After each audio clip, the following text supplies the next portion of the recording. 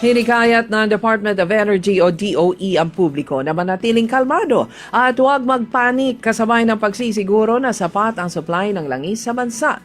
Ito ay dahil sa umiiral pa din na krisis sa Middle East. Sinabi ni Energy Secretary Sharon Garin na hindi pa dapat magbabago ang presyo ng mga produktong petrolyo hanggang sa susunod na Martes o bukas, March 10.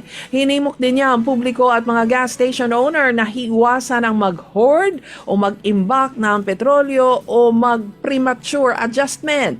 Ginagawa niya ng pamahalaan ng lahat upang masiguro ang stability ng supply ng langis sa bansa. Bumiyahe na kahapon patungong Amerika para sa kanyang state visit si Pangulong Bongbong Marcos Jr. Kasama niya si First Lady Liza Marcos at ilang mga miyembro ng gabinete. Mananatili siya sa New York hanggang sa araw ng Miyerkules, March 11, 2026.